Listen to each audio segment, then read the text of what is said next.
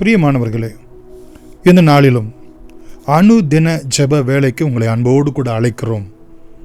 இந்த நாளிலும் அனுதின ஜெபத்துக்கு ஆதாரமாய் மத்தேயு 6ஆம் அதிகாரம் 25 முதல் 34 வரைக்குள்ள வசனங்களிலே உள்ளதான வார்த்தையின்படி நாம் ஜெபித்து ஆண்டவரிடத்திலிருந்து அற்புதங்களையும் நன்மைகளையும் பெற்றுக்கொள்வோமாக. கிருபையிலும் இரக்கத்திலும் ஐஸ்வர்யம் உள்ள எங்கள் அன்பின் பிதாவே, இந்த வேத பகுதியிலே நீர் எங்களுக்கு சொல்லப்பட்ட பிரகாரம் கவலைப்படாதிருங்கள் என்று உங்களுடைய கவலைகளை எல்லாம் கர்த்தர் மேல் வைத்து விடுங்கள். கர்த்தர் மேல் உன் பாரத்தை வைத்து விடு, அவர் உன்னை ஆதரிப்பார் என்று சொல்லி நாங்கள் வேதத்திலே பார்க்கிறோம். ஆண்டவரே, நீங்கள் ஒன்றுக்கும் கவலைப்படாமல் எல்லாவற்றையும் குறித்து தேவனுக்கு ஸ்தோத்திரத்தோடு கூட, ஜெபத்தோடு கூட, விண்ணப்பத்தோடு கூட தெரியப்படுத்துங்கள். அப்பொழுது எல்லா புத்திக்கும் மேலான தேவ சமாதானம் உங்களை ஆட்கொள்ளும் என்ற உம்முடைய வார்த்தையின்படியே சுவாமி, இதோ எங்களுடைய ஜீவனுக்காக உம்முடைய சமூகத்திலே நாங்கள் ஜெபிக்கிறோம். ஆண்டவரே தகப்பனே, எங்களுக்குள் ஜீவனை கொடுத்து எங்களை ஜீவாத்மாவாக மறுரூபப்படுத்தினது ஆண்டவரே உம்முடைய நாசியிலிருந்து புறப்பட்ட உம்முடைய வார்த்தை, உம்முடைய சுவாசம். ஆண்டவரே தகப்பனே, எங்களுக்குள் இருக்கக்கூடிய ஜீவன் அது உமக்குள் இருந்த சுவாசம். ஆண்டவரே, ஜீவ சுவாசம். ஆண்டவரே, உம்மை நாங்கள் நன்றியோடு கூட நாங்கள் உம்மை ஸ்தோத்திரிக்கிறோம். எங்களுடைய நாட்கள் என்னவாகும், எங்களுடைய எதிர்காலம் என்னவாகும் ஆண்டவரே, எங்களுடைய நாட்களுடைய முடிவிலே நாங்கள் இருக்கிறோமே, நாங்கள் எங்களுடைய நித்தியம் என்னவாகும் என்றெல்லாம் நாங்கள் கவலைப்படாதபடிக்கு தகப்பனே, இம்மைக்காக மாத்திரமல்ல நீர் மறுமைக்காகவும் எங்களுக்காக கல்வாரி சிலுவையிலே உம்முடைய ஜீவனை கொடுத்திருக்கிறீர். ஆண்டவரே, உம்மோடு கூட என்றென்றைக்கு நாங்கள் பிழைத்திருக்கும்படியாய் ஆண்டவரே உம்முடைய சரீரத்தையும் உம்முடைய இரத்தத்தையும் எங்களுக்கு ஆண்டவரே ஜீவ அப்பமாய் ஜீவ பானமாய் நீர் கொடுத்திருக்கிறார். ஆண்டவரே தகப்பனே, உம்மை நன்றியோடு கூட ஸ்தோத்திரிக்கிறோம்.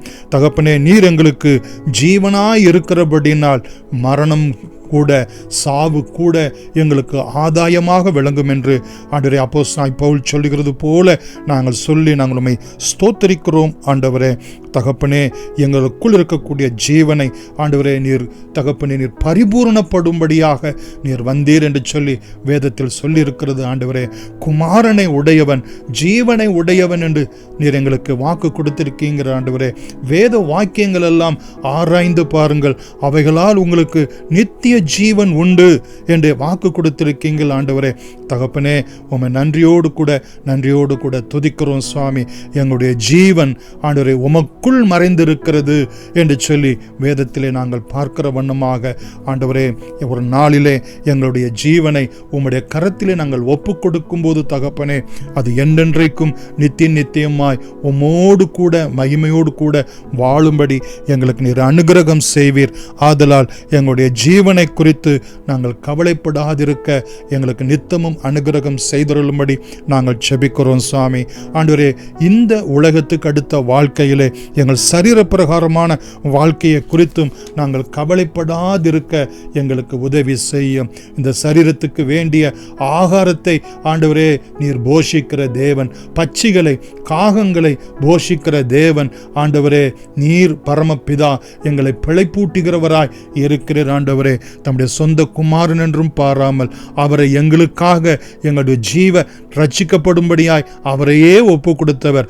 அவரோடு கூட மற்ற எல்லாவற்றையும் நீர் அருளாது இருப்பீரோ என்று வேத வசனம் எங்களுக்கு சொன்னுகிற பிரகாரம் ஆண்டவரே, எங்கள் சரீரத்துக்கு அடுத்த எங்கள் குடும்பத்துக்கு அடுத்த ஒவ்வொரு காரியங்களையும் ஆண்டவரே நீர் பாதுகாக்கிறீர். ஆண்டவரே, எருசலேமை சுற்றிலும் மதில்கள் இருக்குமா போல நான் என் பிள்ளைகளை சுற்றிலும் இருக்கிறேன் என்று சொல்லி அக்கினி மதிலாக சகரியா 2ஆம் அதிகாரத்திலே நாங்கள் பார்க்கிற பிரகாரம் அக்கினி மதிலாக இருக்கிறீர் என்று நாங்கள் விசுவாசிக்கிறோம். ஆண்டவரே, உன்னை தொடுகிறவன் என் கண்ணின் மணியை தொடுகிறான் என்று சொல்லி ஆண்டவரே எங்களுடைய பெண் பிள்ளைகளை எங்களுடைய ஆண் மகன்களை ஆண்டவரே அவருடைய போக்கிலும் வரத்திலும் அவருடைய பள்ளிக்கூட வாழ்க்கையில கல்லூரி வாழ்க்கையில வேலை செய்கிற ஸ்தலங்களிலெல்லாம் ஆண்டவரே நீர் பாதுகாக்கும்படியாய் நாங்கள் செபிக்கிறோம் சுவாமி. எத்தனையோ ஆண்டவரே கொடிய மனுஷர்கள் ஆண்டவரே பிள்ளைகளை கெடுத்து கொலை செய்து புதைக்கிற காட்சியை ஆண்டவரே நாங்கள் ஒவ்வொரு நாளும் கேள்விப்படும் போது தகப்பனே வேதனையாய் அதே நேரத்தில் கவலையாயும் இருக்கிறது தகப்பனே. ஆகிலும் ஆண்டவரே கர்த்தர் எங்கள் குடும்பத்தை காக்கிறவர் ஆண்டவரே.